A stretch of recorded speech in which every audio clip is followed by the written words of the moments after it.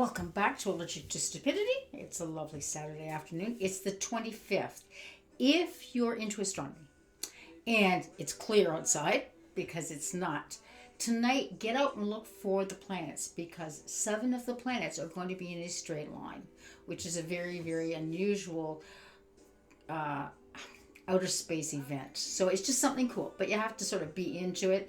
You can find Venus and find the rest of them, Mars, etc., etc.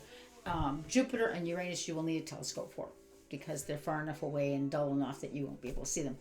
So that's just a heads up, something to look forward to if you like that kind of stuff and if the sky is clear. So the last time, or a couple times ago, I was chit-chatting about what's on. I'm going for the coffee. I'm in my weekend clothes. Meanwhile in Canada, and everybody's going, boycott, boycott, boycott. And so I made the comment about, well, there's certain things we have to get from the U.S., and one of them was vegetables. So I thought, you know what? I'm going to do a shopping trip for you guys tonight. So I toddled in to Freshco and sort of planned what I was cooking around this little video. And a number of women would be in the aisle with their buggies going, oh, excuse me, let me move over for you. And I said, honey, if you're checking what I'm checking, that's quite all right. You can block the aisle. And we'd end up with 3 or 4 of us going, and it wouldn't just be women, it was men too, going, this is stupid. Let's just boycott them. And I would say, don't boycott just boycott the tariff mentality. Once the tariff's gone, then yes, start buying American stuff. Like, they've got some good stuff coming out of the U.S. That's sort of my thingy. So I'm only boycotting the U.S. while this stupidity with Trump is going. And I can't seem to get comfortable. Give me there, more comfortable, and you didn't have to watch me rearrange everything. So I went shopping today with the sole purpose of looking for things that I felt that I knew were not American. It didn't have to be 100% Canadian. They're just not American. So the first one, and anybody who's lived in the GTA area or grew up in the GTA area, is Vertmans. It is a Dutch company that was started after World War II down here in the GTA area. It's 100% Canadian.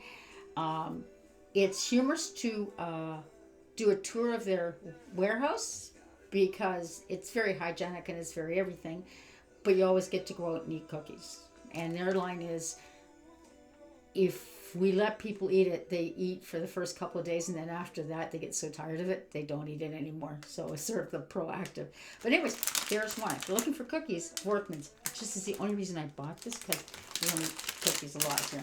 The next one is, I don't think personally people are going to have a problem, because this product really doesn't ship well, just because it's eggs. Guys, start cooking with more eggs. They're not as bad for your health as you like to think they are. Okay, this one's local. This one's Grey Ridge Farms. And where I did see it because I checked. Strathroy, Ontario. So southwestern Ontario. That's not bad. That's okay. I'm so scared I'm going to drop these. There, in a safe spot. So I don't have to clean up eggs, because nothing's worse than having to clean up protein. Okay. Now, the comment on meanwhile was vegetables. And I went, okay, let's go have a reality check. Let's see how bad this is. Well, I found butternut squash, which I love to make the soup for. And there were some from Canada, but that slot was empty. And there was also from Mexico. I'm going, yes, Canada, Mexico, we're in this together here, guys. Unfortunately, I didn't buy it because the 2 that were left were starting to go soft. So from the cook standpoint, yeah, I'm not buying that. But there was Canadian and there was Mexican, so no big problem. Next one that I'm going to add, going to make potato soup because I have extra potatoes, which everything's Ontario, because we have a lot of potato farms, or PEI, and they keep well. This one is product of Canada, and it's some parsnips. I'm just going to add it to my potato soup tonight. Not a problem. Then I started thinking about things that grow on vines. This softer, they're not winter veggies. And yes, there were green peppers that were from the States, but there were also green peppers from Mexico. And I found this lovely little guy, which will go into something. Red pepper, and he is from Southern Ontario. Not a problem. So, not now. If you live someplace that doesn't have access, you may have to watch it. Okay? So, I mean, there were vegetables that I could get that weren't just the good old fashioned turnips and parsnips and, the root vegetables. I was finding other ones that 100%. Carrots. I should have carrots here. My bag of carrots is down in the fridge. And it's Ontario. So there's lots of things there that I can buy that are vegetables that are Canadian or Mexican. Like they don't have to be. It's just mine is boycotting the US right now. Just now, is it going to make a difference to dear old Donald Trump? No, not really, because he doesn't care. Okay, that's a reality check. He doesn't care. He's wrapped up in his own little world. We know that. But it can make us feel better. It can make us feel like we're actually making a difference in our own little tiny way. It's like picking up that piece of garbage in the parking lot. Really, in the bigger picture, no. But you know what? Yeah, I'll pick it up. And maybe you picking that piece of garbage up and putting it where it belongs in the garbage can will encourage somebody else to do the same thing. Like I pulled in to get gas today and went, ugh, as I watched a guy take 3 recyclable pop bottles or water bottles, whatever they were, out of his car and put them in the garbage. And went, they were in your car. You couldn't have taken them home and put them in the recycling bin?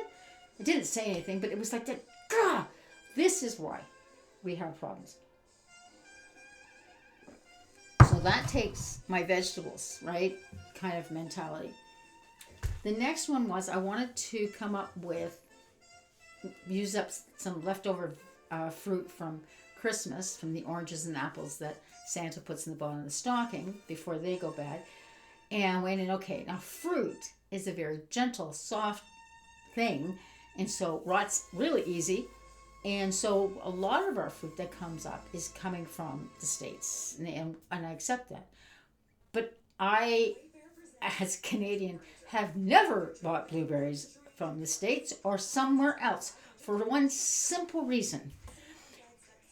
Work in Canada, and there are so many blueberries, just go buy them and freeze them. Like, go pick them or buy them in the summer and then freeze them. I mean, I'm in Southern Ontario. When you live in the north, everybody goes to the bush and picks their blueberries. But even here, I've got farms locally that grow blueberries. Like, I even looked at the farm and go, you imported those? He says, no, I grow them. He's like, oh, okay. She said, my season's shorter. She concedes to that, but she grows them. And I have blueberries growing out back. So I want my fruit salad. So what did I do? Not getting the strawberries, they're from the States, but I've never done that. Kiwi from Kiwi Land, it's from New Zealand.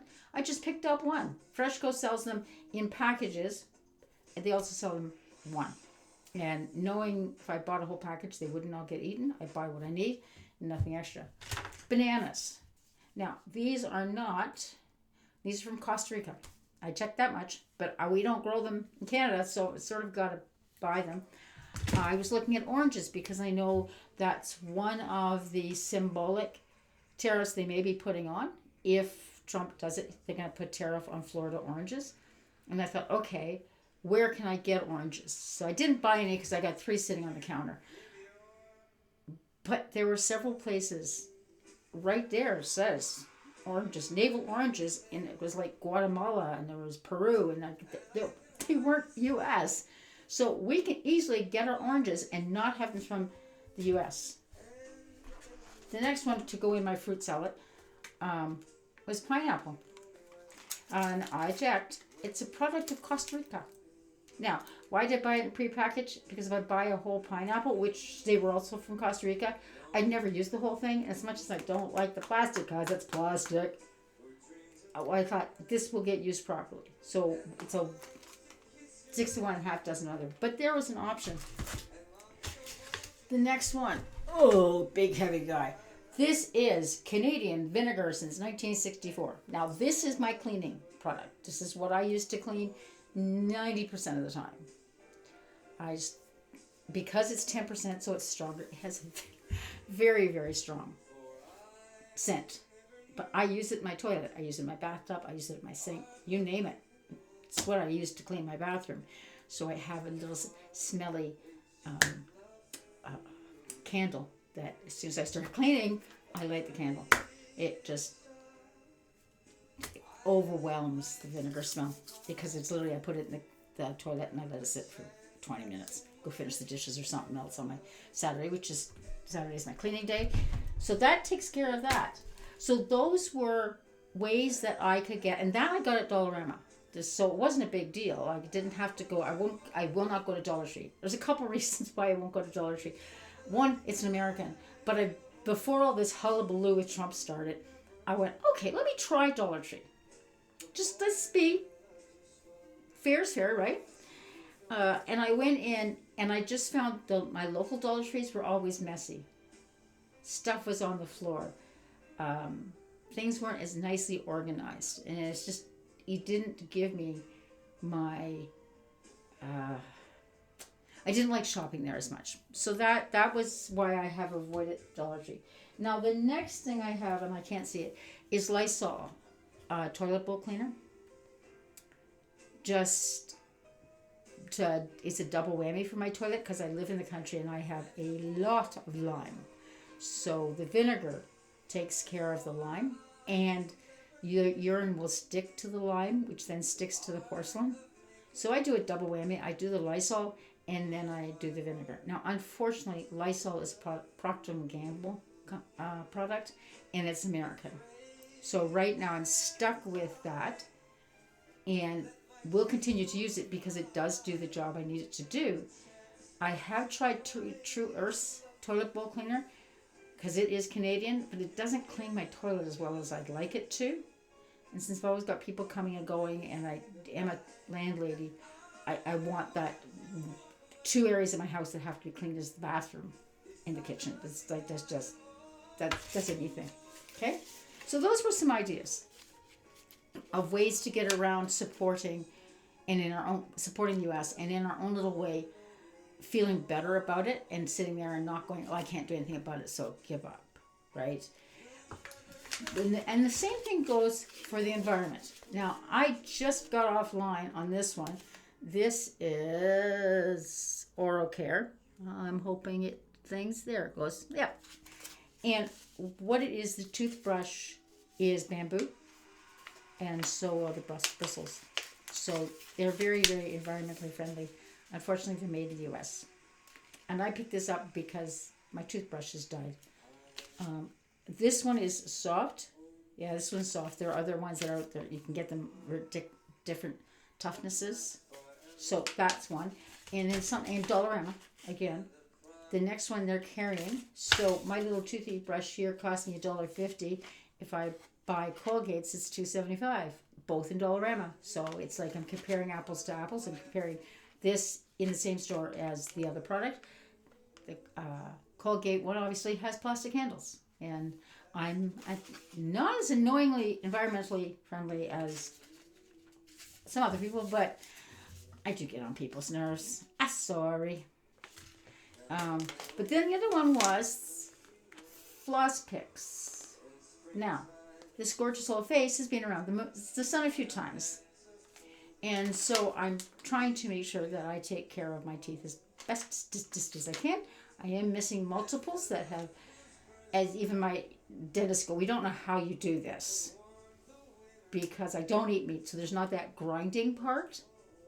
And I chew gum to make sure I don't grind my teeth and to take care of stress. So they're really not sure why, but we do know that my back teeth are disintegrating. Okay, so this one's an Oral Care, and it's environmentally friendly. And this one's picks, and I just thought I'd pick it up to see if I can work on keeping the plaque buildup around. I also use a water pick too. So, but like I said, unfortunately, this one is American, but at least it's environmentally friendly. So, see, my point is there are things that you and I can do that will help make that little dent. It's like each shovelful of snow that you remove from that driveway as it's snowing is a little bit that you're getting rid of.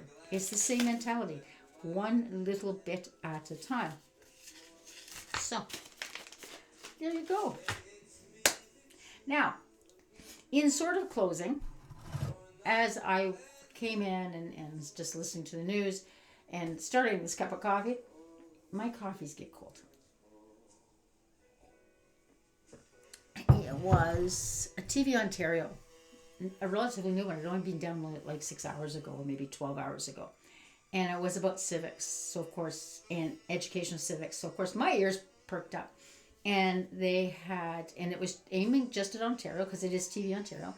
And they had a gentleman in the community next door who teaches civics, and someone who is with Civics Ontario, and somebody who did teach civics and is now with another organization that has to do with civics. And the question that was being asked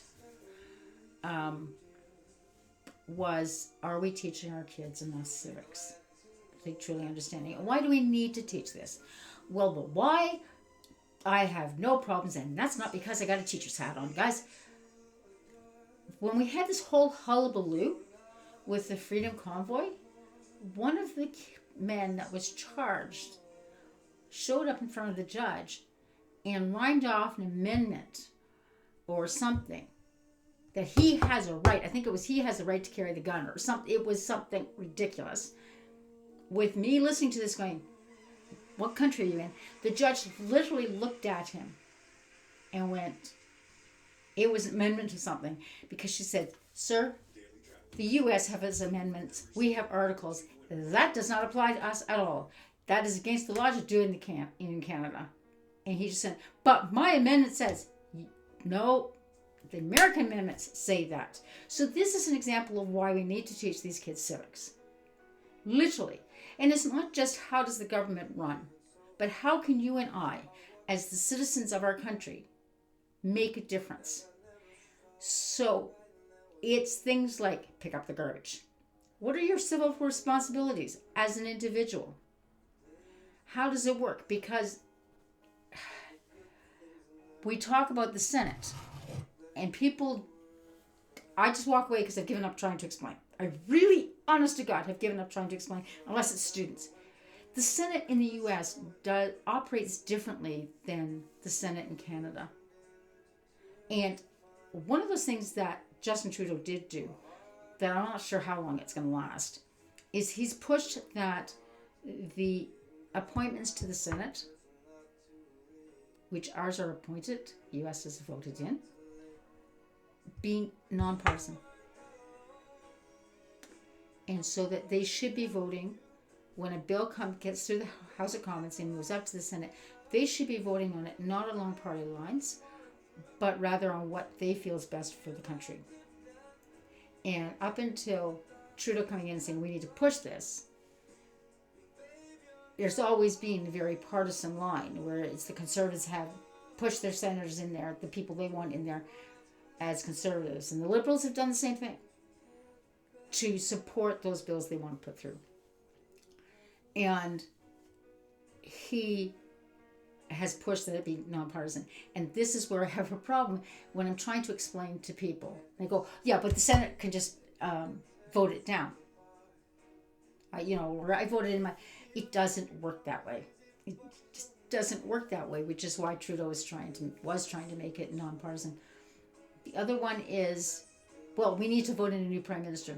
Guys, we don't vote in our prime minister. We vote in the party. So when you go to vote, because the election in Ontario is coming, are you voting for conservative policies, or are you voting for liberal policies, or NDP policies, or green policies? Which set of policies are you voting for? Because that's what you should be voting for. Don't vote that you want Doug Ford as the premier of the province, or Bonnie Crombie to be the premier of the province.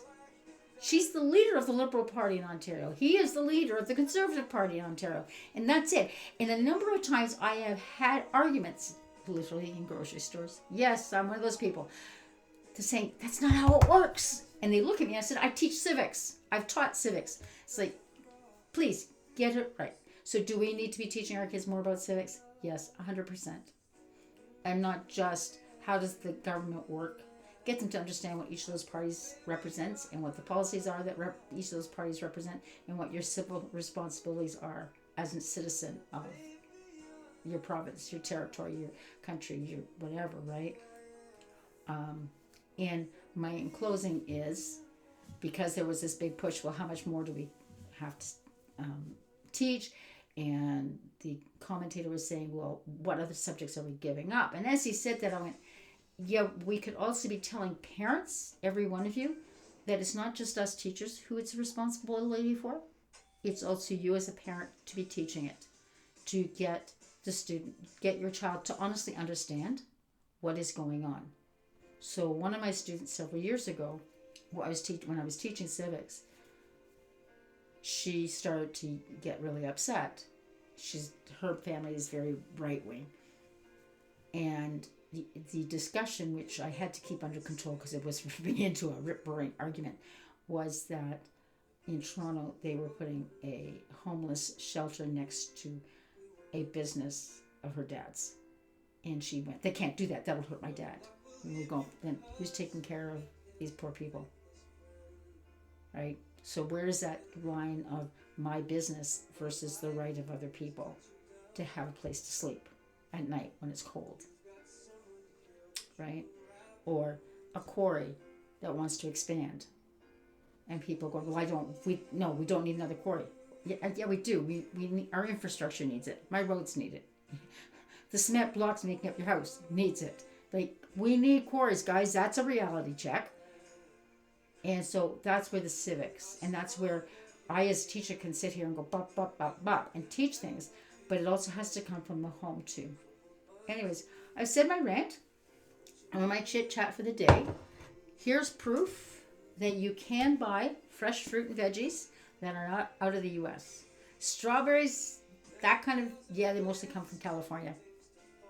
So go to your frozen food section and see if they've got frozen blueberries, if you really want blueberries, from British Columbia. Because I have bought blueberries from British Columbia. Okay, that's not a thing.